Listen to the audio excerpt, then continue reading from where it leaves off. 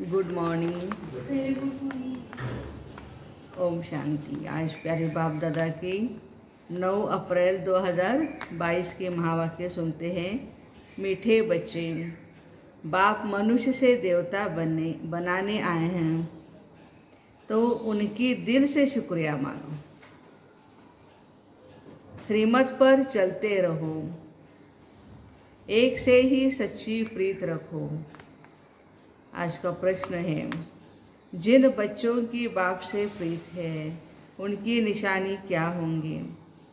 उत्तर है, बाप से सच्ची प्रीत है तो एक उन्हें ही याद करेंगे, उनकी ही मत पर चलेंगे। मनसा वाचा कर्मणा किसी को भी दुख नहीं देंगे, किसी के प्रति भी घृणा नहीं रखेंगे। अपना सच्चा पोता में शिव बाबा को देंगे। कुसंग से अपनी संभाल करेंगे। गीत है, धीरज धर मनुआ, सुख के दिन आए कि आए। ओम शांति। ब्राह्मणों को तो जरूर धीरज ही होगा, क्योंकि ब्राह्मणों की ही परमपिता परमात्मा के साथ प्रीत होती है, वो भी नंबरवार पुरुषार्थ अनुसार। सबकी प्रीत एक जैसी नहीं है। जैसे बाबा मम्मा और बच्चे अपना अपना अनुभव सुनाते हैं। अहम आत्मा अपने लिए कहते हैं बाबा, फिर अहम परमात्मा कहते हैं।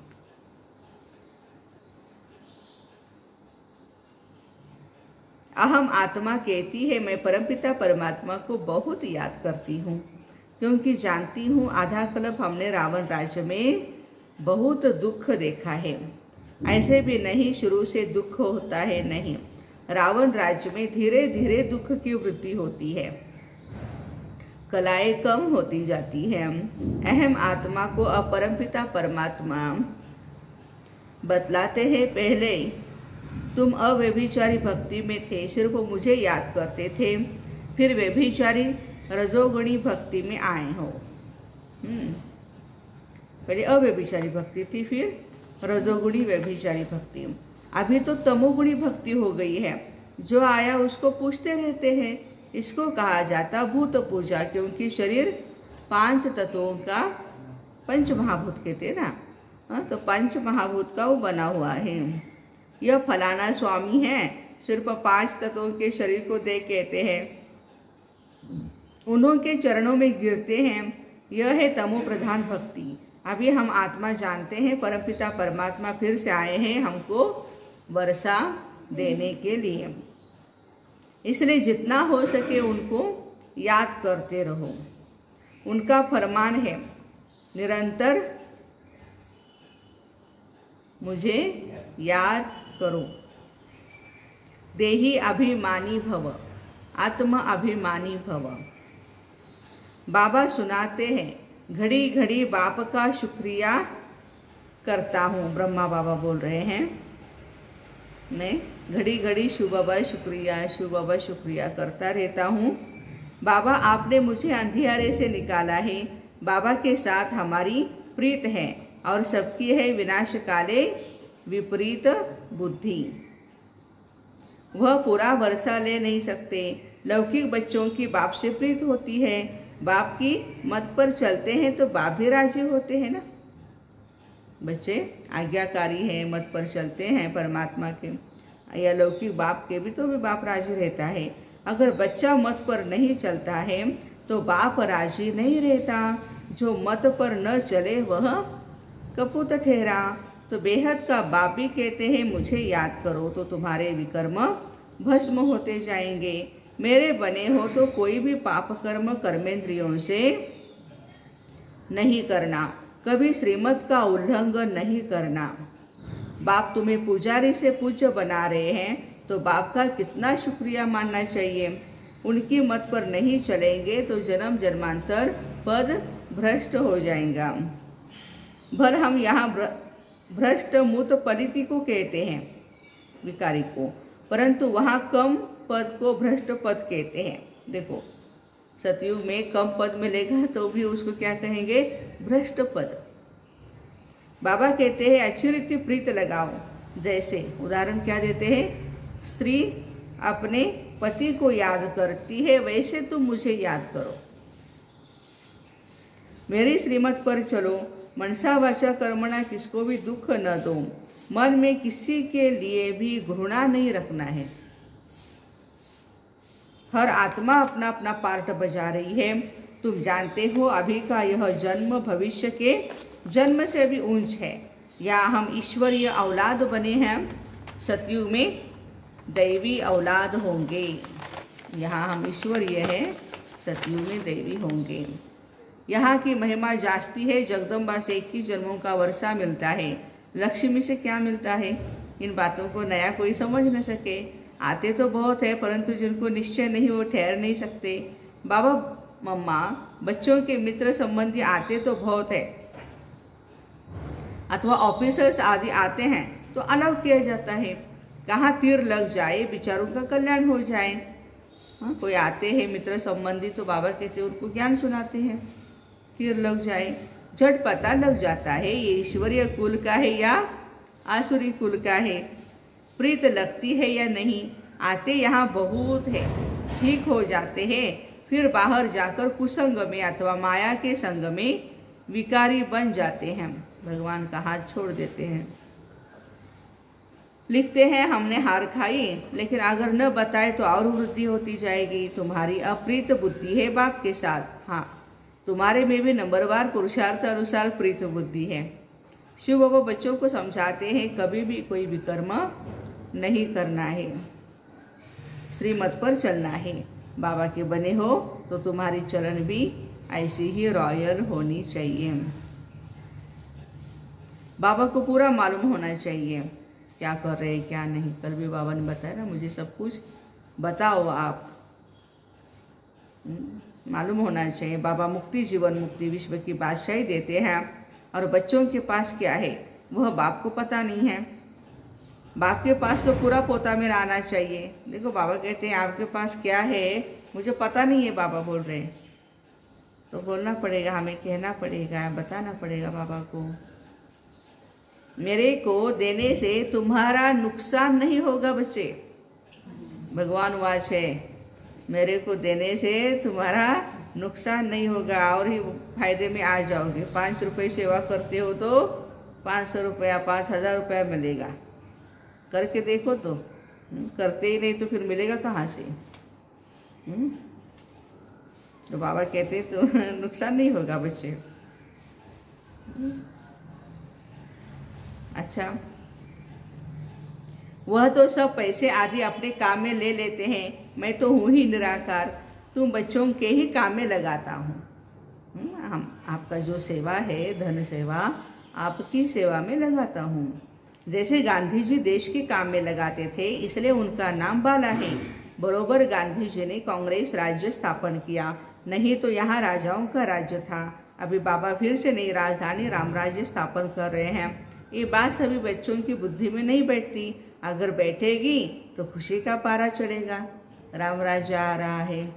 हाँ, खाली रामनवमी करेंगे तो रामनवमी कल भी है ना, संडे है, कल है। हाँ, भले मनाए हम प्यार से, बहुत जल्लोष से, उत्साह से, लेकिन राम राज्य आ रहा है और उस राज्य में मुझे जाने के लिए तैयार होना है, ये भी बात ध्यान में रखें। उसके लिए राजयोग ही हमें सीखना पड़ेगा। बाबा के साथ योग लगाते रहे। बाबा कहते हैं परमधाम में रहने वाले बाप को वहाँ याद करो जहाँ जाना है। अब ड्रामा पूरा होना है। ड्रामा को कोई जानते नहीं, न कोई कि मेरे साथ प्रीत है। कहते हैं हम परंपरा से गंगा स्नान करते आए, क्या सतयुग में भी गंगा स्नान करते थे? परंपरा का अर्थ ही नहीं समझते। बाबा कहते अब तुम्हारे सुख के दिन आ रहे हैं। ये भगवान वाच है, सुख के दिन आ रहे हैं। लेकिन मोदी जी के लिए, मोदी जी ने कहा था ना सुख के दिन आ रहे हैं। उनके ऊपर किसी का भरोसा नहीं है, लेकिन हमें परमात्मा के ऊपर तो भरोसा रखना ही चाहिए। तो प्यारी बाबा कहते हैं तुम्हारी बुद्धि में धीरज है, कोई तो कुछ भी नहीं समझते हैं। यहाँ से समझकर जब बाहर जाते हैं तो माया सारा ही खा जाती है। जैसे मक्खी मरती है तो चिंटियाँ सारा उनको हप कर लेती है।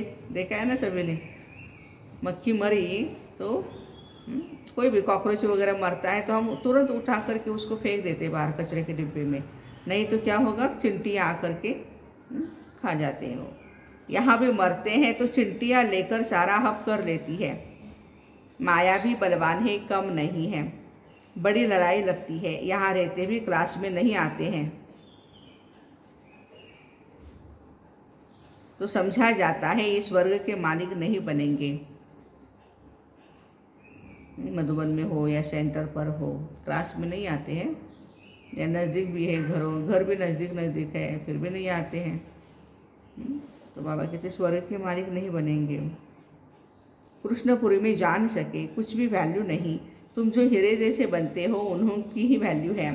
तुम जानते हो हम वर्थ पाउंड बन रहे हैं। हर घर में एक हंस और एक बगुला होता है तो फिटफिट जरूर चलेगी। यहाँ तो बगुले से किनारा होता है, मुँह तो पलितों के हाथ का तुम खा नहीं सकते हो, भले हमारी बहू है।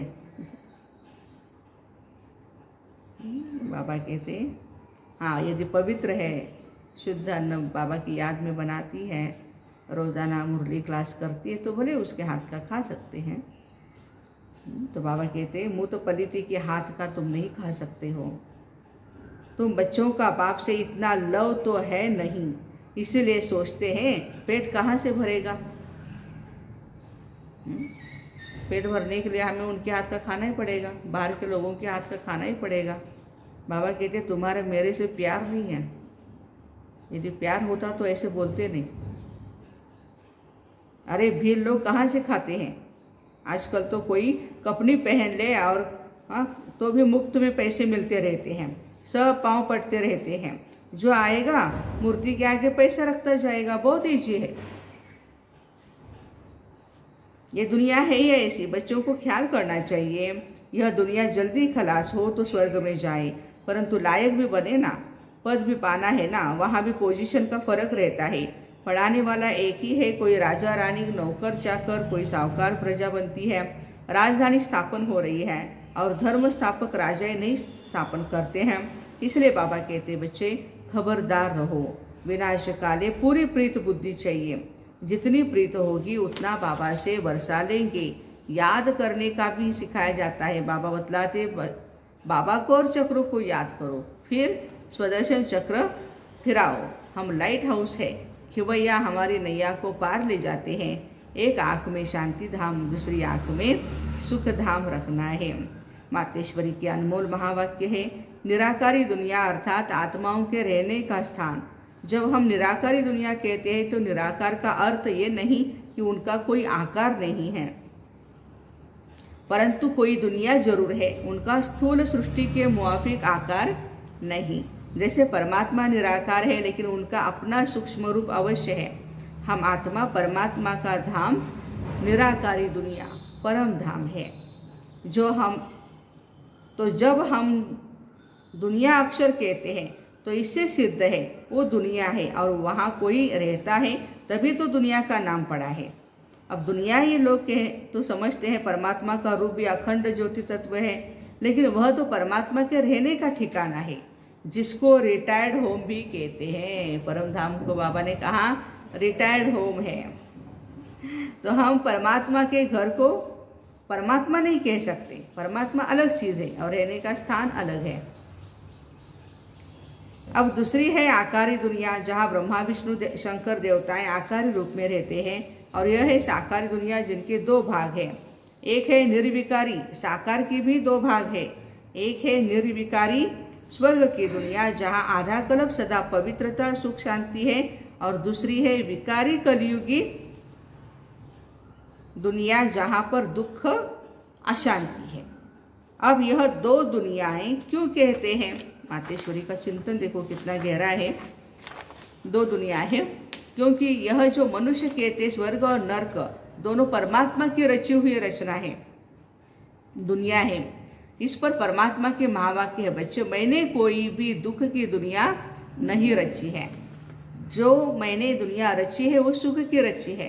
अब यह जो दुख और अशांति की दुनिया है वो मनुष्य आत्माएं अपने आप को और मुझ परमात्मा को भूलने के कारण ये हिसाब किताब भोग रहे हैं। बाकी ऐसे नहीं, जिस समय सुख और पुण्य की दुनिया है वहाँ कोई सृष्टि नहीं चलती। हाँ अवश्य, जब हम कहते हैं वहाँ देवताओं का निवास स्थान था तो जरूर वहाँ प्रवृत्ति चलती थी, परंतु विकारी पैदाइश नहीं थी, जिस कारण कोई कर्म बंधन भी वहाँ नहीं था।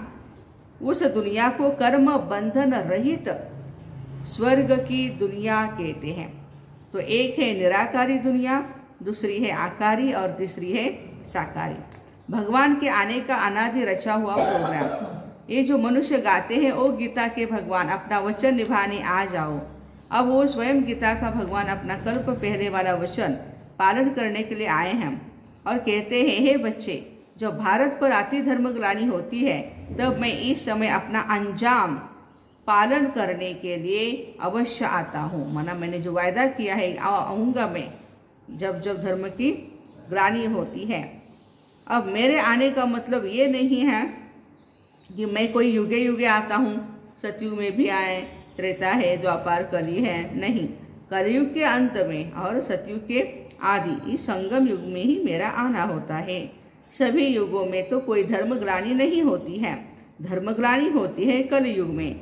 तो मानो परमात्मा कलयुग के समय आता है, जब धर्मग्लानि होती है तब भगवान का आना होता है। और कलयुग फिर कल्प कल्प आता है, तो जरूर वह कल्प कल्प आते हैं। कल्प में फिर 4 युग है, उसको ही कल्प कहते हैं।